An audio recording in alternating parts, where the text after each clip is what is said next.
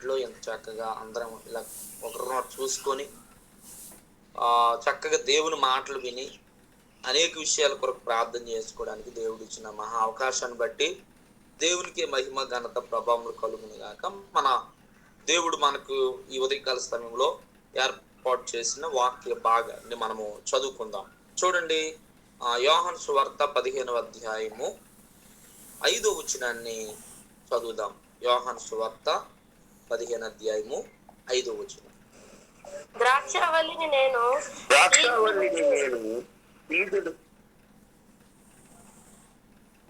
ఎవరో ఒక్కరు చదవండి.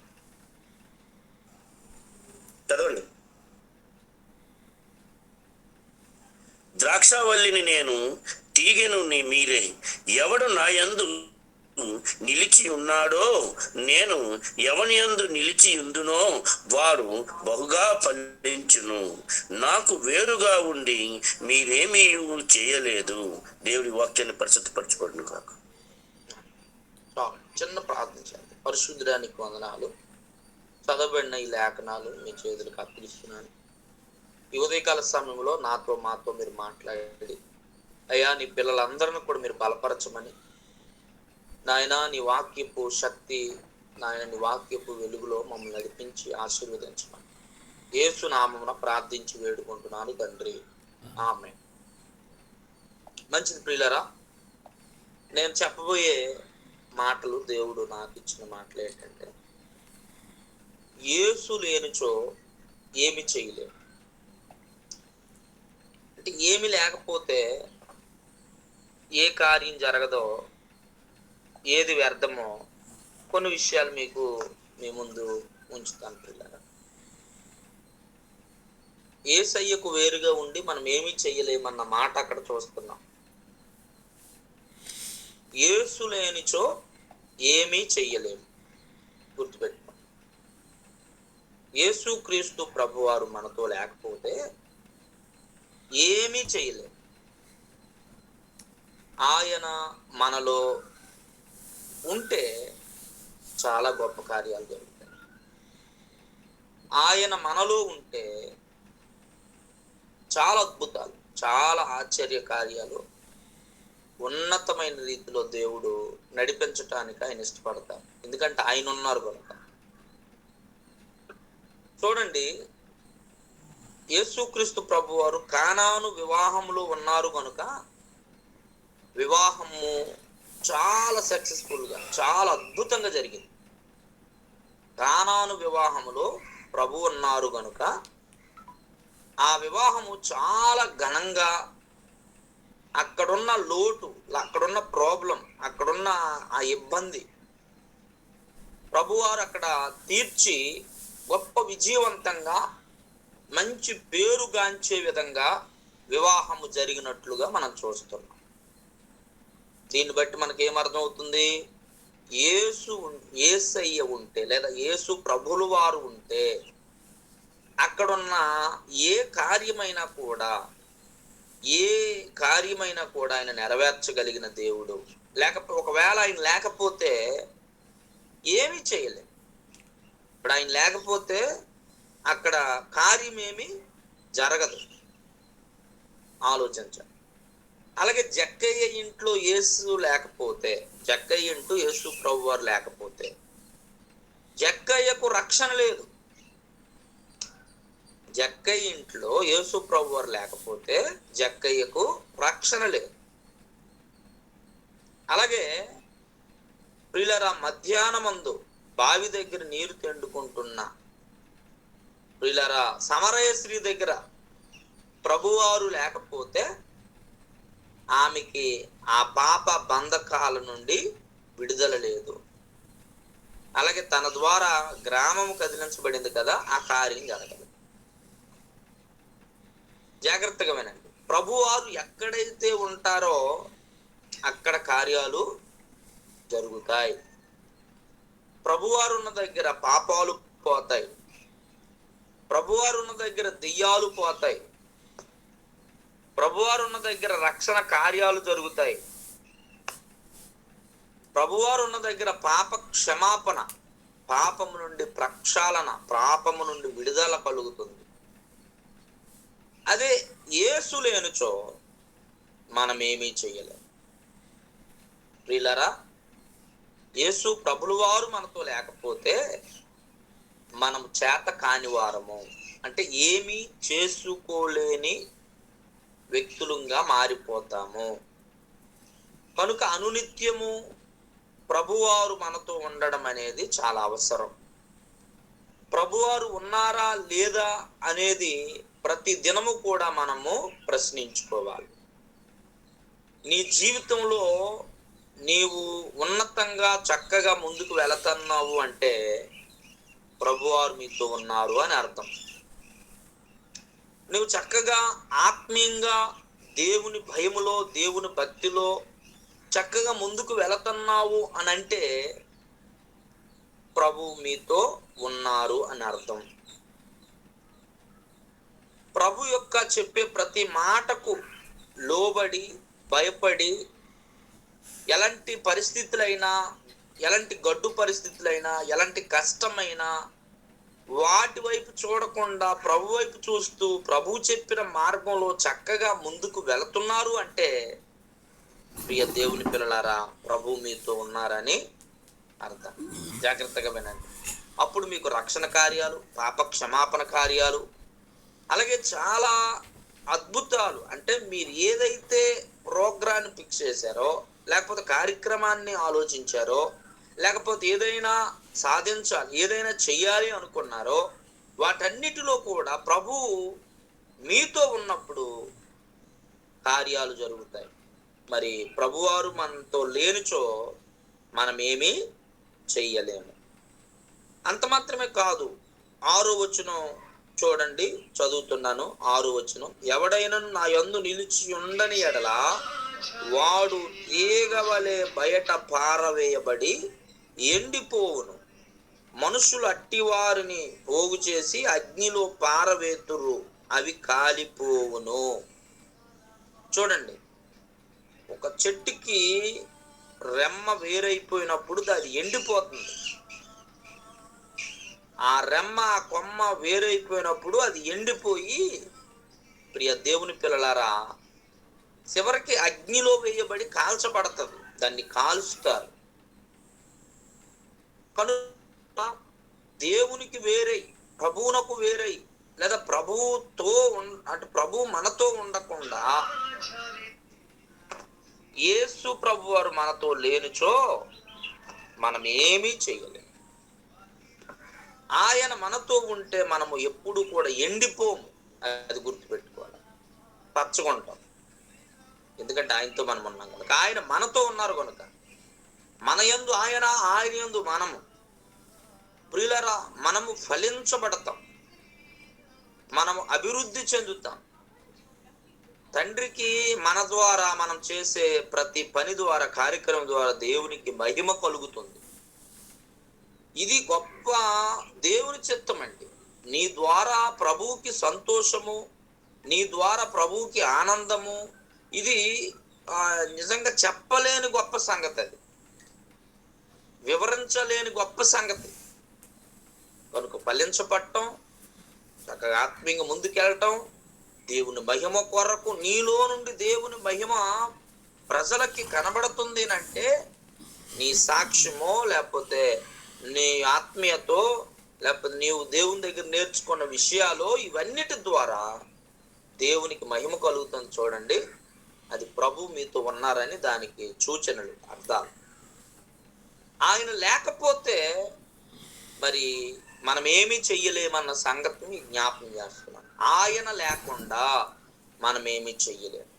ఆయన లేకుండా ఏ పని సక్సెస్ కాదు. ఆయన లేకుండా మనం అనుకున్నది ఏది జరగదు. ఆయన లేకుండా ఒకవేళ అడుగులు ముందుకేస్తున్నవేమో ఒక్కసారి ఆలోచించు. మనము తబ్బిబ్బవడానికి గల కారణం ఆయన లేకపోతే.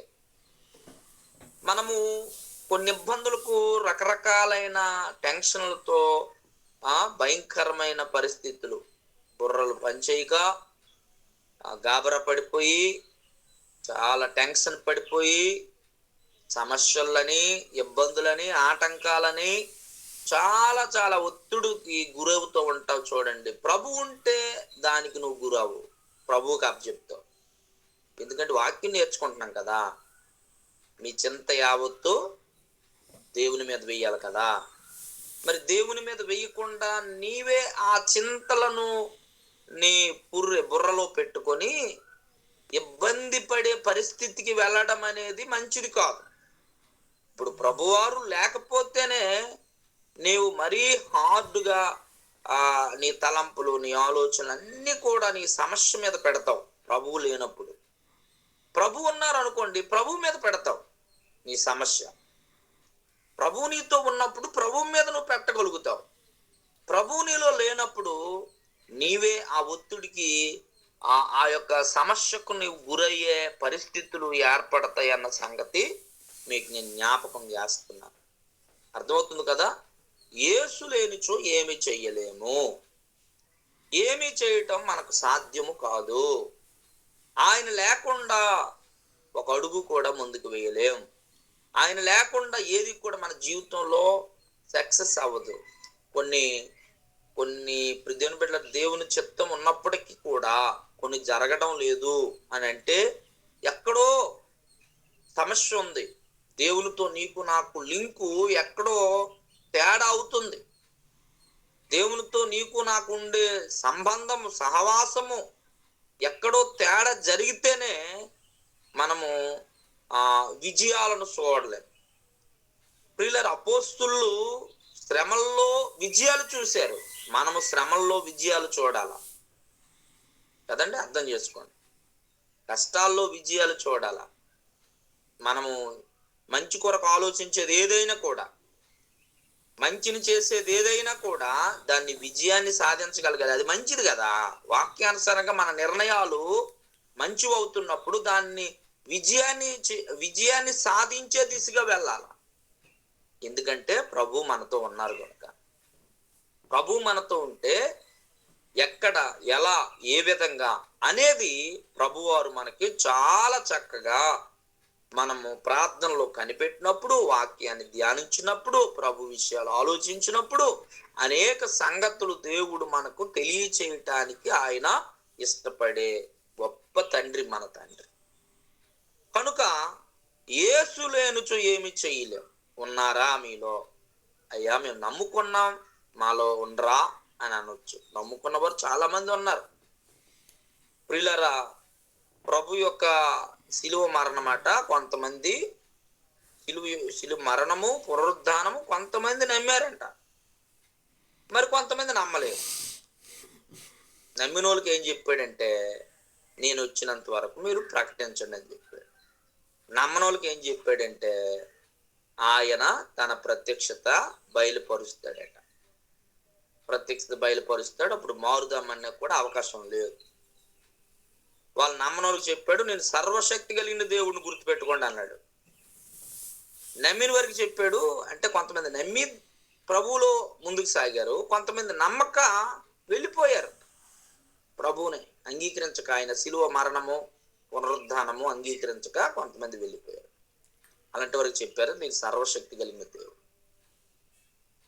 నమ్మిన వారికి చెప్పాడు, ఇదిగో మీరు నన్ను ప్రకటిస్తారు భూదిగంతం వరకు, అనేక మందికి శిష్యులుగా చేస్తారని చెప్పాడు. అనేక మందికి ప్రకటించి బాప్తిస్మం ఇచ్చి వారిని నా కొరకు శిష్యులుగా చేస్తారని ప్రభు చెప్పాడు. తండ్రి యొక్కయో కుమారుని యొక్కయో పరిశుద్ధాత్మ నామంలోని ఆ మాటల మీదనుంటాయి. మార్కు సువార్త 16వ అధ్యాయంలో మీరు తర్వాత చదువుకోండి. నమ్మకపోయిరి కొంతమంది, నమ్మిరి కొంతమంది శిష్యులు. ఆ నమ్మినోళ్ళకి చెప్పిన మాట ప్రకటించి జీవిస్తారు, ఆ సత్యాన్ని చెప్పి జీవిస్తారు. నమ్మక వెళ్ళిపోయిన వారికి ఏం చెప్పాడు అంటే, నేను సర్వశక్తి కలిగిన దేవుడు, ఒక రోజు ఉంటది, ఒక రోజు నేను నా ప్రత్యక్షత, నా యొక్క విశ్వరూపం ఏంటో మీకు అర్థమవుతుంది అన్న సంగతి ఆయన బయలుపరిచినట్లుగా మాటలో మనం అర్థం చేసుకోవచ్చు. సరే, యేసు లేనుచు ఏమి చేయలేము గుర్తుపెట్టుకోండి.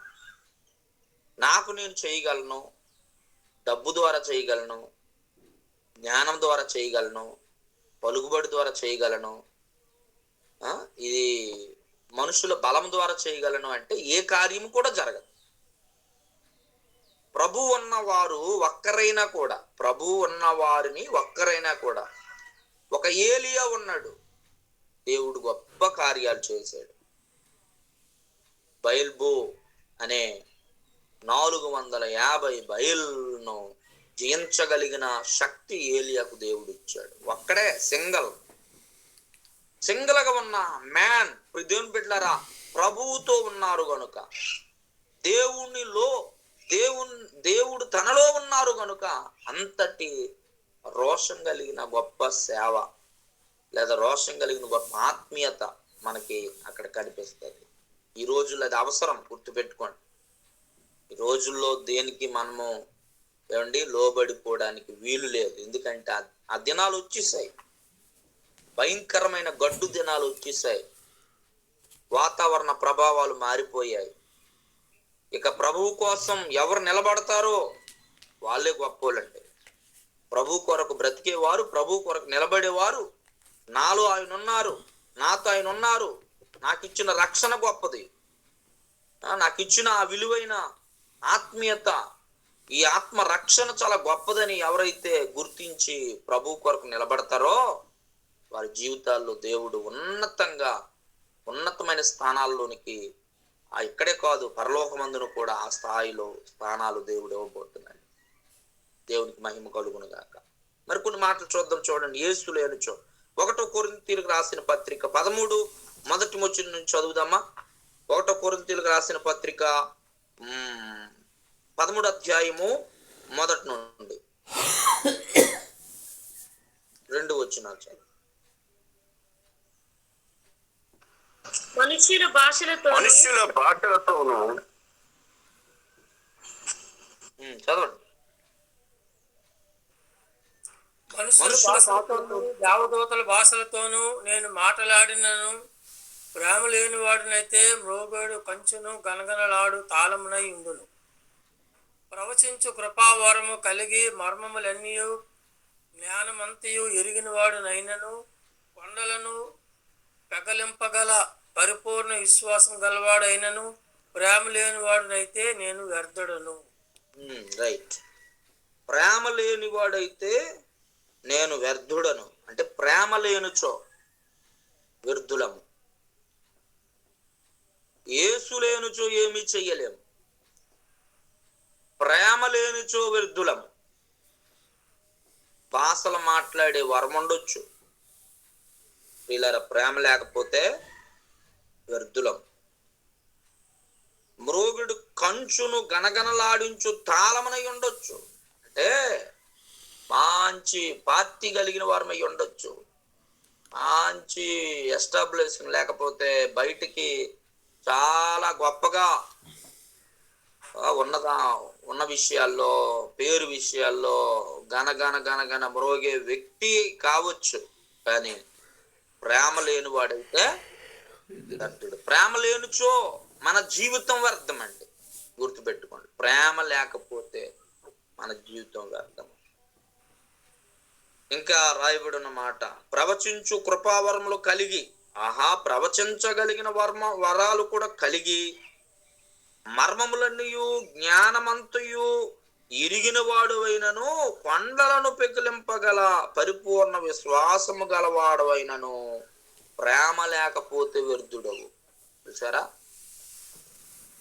మనోళ్ళు ఎక్కువ ఈ పరిస్థితులు ఉన్నారు. వరాలు, ప్రవచనాలు ఏంటి, కొండలను పెకిలించగలిగిన. చాలా మంది అనుకుంటున్నారు మాకున్న జ్ఞానం, మాకున్న ప్రవచనాలు, మాకున్న వరాలు, మాకున్న ఇవన్నీ చాలా గొప్పవి అనుకుంటున్నారు. నేను అంటాను అది గొప్పవే, కాదంటాం లేదు. కానీ ప్రేమ ఏది? ప్రేమ లేని వారు నువ్వెన్ని చెప్పు, ఎన్ని మర్మాలు చెప్పు, కృపాసహితమైన వాక్యాలు ఎన్ని చెప్పు, సత్య సంబంధమైనవి జ్ఞానాన్ని సంపాదించుకొని నువ్వెన్ని మాట్లాడు, నీకు ప్రేమ లేనప్పుడు ప్రేమ లేనుచో వ్యర్థులము. ప్రేమ కావాలి కదండి. ఆయన ప్రేమ స్వరూపుడని దేవుని వాక్యం చెబుతుంది.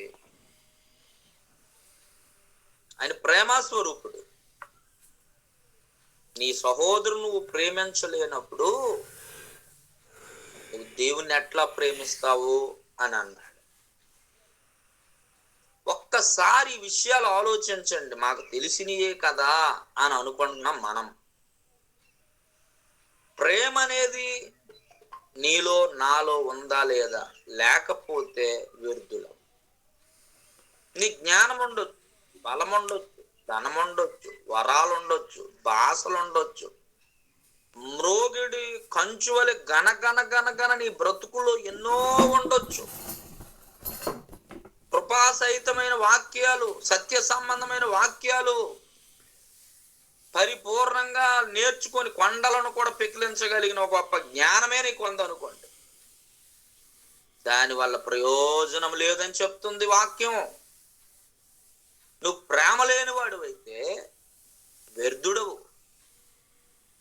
ప్రేమ లేకపోతే ప్రియులారా మనము దేవుని రాజ్యానికి వెళ్ళమండి. ప్రేమ చాలా గొప్పది. ఆ ప్రేమను ఎప్పుడు కూడా మనం తృణీకరించకూడదు. మీకు కొన్ని మాటలు జ్ఞాపకం చేస్తున్నాను, చూడండి ఒకసారి. అదే యోహాను సువార్తలో, యోహాను సువార్త 14వ అధ్యాయము 21 చదువుతున్నాను చూడండి. 21వ వచనాన్ని చదువుతున్నాను. నా ఆజ్ఞలను అంగీకరించి వాటిని గైకొని వాడే నన్ను ప్రేమించువాడు. 1 నన్ను ప్రేమించువాడు నా తండ్రి వలన ప్రేమించబడును. అంటే ప్రేమ అనేది మన పట్ల ఉన్నప్పుడు, ప్రేమ అనేది మన జీవితంలో కలిగి ఉంటే మనము తండ్రి వలన ప్రేమించబడిన వారము. దేవుడు మనకిచ్చిన ఆధిక్యత చూడండి. నేనును వానిని ప్రేమించి వానికి నన్ను కనుపరుచుకుందును. అంటే ప్రత్యక్షపరచబడతాడు, అంటే కనబడతాడని కూడా దేవుని వాక్యం చెబుతుంది. ప్రేమ ప్రేమించేదిగా చేస్తుంది. అంటే ప్రేమించే మనసు. ఇప్పుడు దేవుణ్ణి ప్రేమించాము అంటానికి రుజువు ఏంటి? ఆజ్ఞలు గైకొనాలి. ఆజ్ఞలు గైకొనడం అంటే ఏంటి? ఇతరులకు మా యొక్క దేవుని యొక్క ప్రేమ పంచగలగాలి. ఇతరులకు ప్రేమను పంచగలగాలి. ఆ ప్రేమను పంచినప్పుడు ప్రభు మనకి ఇచ్చిన విషయాలు ఏంటంటే, తండ్రి మనల్ని ప్రేమిస్తాడు. పిల్లరా, తండ్రి మనల్ని ప్రేమిస్తాడు. నిన్నెవరో ప్రేమించారా ప్రేమించలేదా అది ఆలోచించవలసిన పని లేదు అసలు. నాకు ఎంతమంది ప్రేమించారు, నాకు ఎంతమంది మార్కులు వేశారు, నాకు ఎంతమంది ఉపయోగపడుతున్నారు, నాకు ఎంతమంది ఏ విధంగా చూస్తున్నారు, ఇది డోంట్ కేర్. ఇది అసలు మనం పట్టించుకోకూడదండి. ఈ విషయాన్ని మనము అది అవసరం లేదు, మనకి అవసరం లేదు. మనకు అవసరమైంది ఏంటంటే మనము ప్రేమించామా లేదనేది అవసరం. మనకు ప్రేమ ఉన్నదా లేదనేది చాలా అవసరం. ఆ ప్రేమ ప్రియులారా మనకి ఒక ఉన్నత స్థానానికి, ఎందుకంటే తండ్రి ప్రేమను పొందుకునే కార్యం అది. అంత మాత్రమే కాదు, ఇక్కడ రాయబడి ఉంది, ఇదిగో నేను వారిని ప్రేమించటమే కాదు, నేను కనుపరుస్తాను, తనకు ప్రత్యక్షపరుచుకుందును. తనకు నేను ప్రియులారా ప్రత్యక్షపరుచుకుంటాను, కనుపరుచుకుందును. నేనేంటో వారికి నేను ప్రత్యక్షపరచబడతాను. ఎంత గొప్ప మాట అండి, ఎంత గొప్ప మాట. వారికి నేను ప్రత్యక్షపరచబడతాను. అంటే దేవుణ్ణి చూడగలిగిన, దేవుని ప్రత్యక్షతలు చూడగలిగిన, దేవుని ప్రసన్నత, దేవుని ప్రశాంతత, దేవుని యొక్క ఆ ఉన్నతమైనవన్నీ కూడా ఎవరు అనుభవించగలరు అంటే ప్రేమ కలిగిన వ్యక్తులే. నిన్నెందరూ ప్రేమించారనేది ప్రాముఖ్యం కాదు, నీవు ప్రేమ కలిగి ఉన్నావు. మనకి ఎదుటివారి ప్రేమ అవి లెక్కలేసుకోవడానికి మనకు అవసరం లేదు. మన ప్రేమ, మన నుండి వచ్చే ప్రేమ, మనకు దేవుడు నేర్పించే ప్రేమ, ఆ ప్రేమ తండ్రి ప్రేమను గెలుచుకునేటట్లు చేస్తుంది. ఎందుకంటే ఆయన మనం ప్రేమిస్తున్నాం కదా, ఆయన మనం ప్రేమించాడు, మనం ప్రేమిస్తున్నాం కదా. మనం ప్రేమిస్తున్నాం కనుక ఆయన ప్రేమిస్తున్నాడు. ఆయన ప్రేమించటమే కాదు, దేవుని బిడ్డల జాగ్రత్త వినండి, ఆయన ప్రేమను మనం పొందుకోవడమే కాకుండా ఆయన తనను ప్రత్యక్షపరచుకుంటాడట. ప్రత్యక్షపరచుకోవడమే కాదు, చూడండి మరొక మాట కూడా చదువుతాను జాగ్రత్తగా, ఈ విషయాన్ని మీరు గమనించండి. 23వ వచనం, ఒకడు నన్ను ప్రేమించిన ఎడల వాడు నా మాట గైకొనును, అప్పుడు నా తండ్రి వానిని ప్రేమించును, మేము వాని యొద్దకు వచ్చి వాని యొద్ద నివాసము చేతుము. 23వ వచనం. ఇవన్నీ అండర్లైన్ చేసుకోండి. ఇవన్నీ మనం పక్కన పెట్టి ఏవో మర్మాలు అనుకొని రకరకాలైన పరిస్థితుల్లో మనము ఆలోచించొద్దు. జాగ్రత్తగా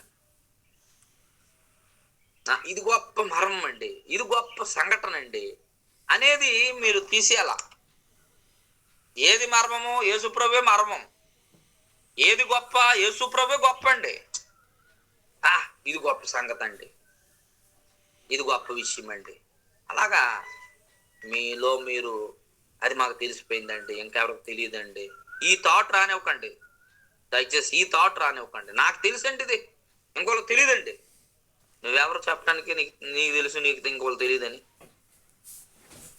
అలా మనం ఉండకూడదు. మనకు తెలిస్తే ఆ తెలిసిన విషయాన్ని బట్టి బ్రతకాల అంతే. వాక్యము ప్రియులారు ఏది చెబుతుందో అది ఇంపార్టెంట్ అయింది ఏంటి, మంచి విషయం ఏంటి అనేది గ్రహించాల. అంతేగాని నాకు ఇవన్నీ తెలిసిపోయినాయి ఇంకో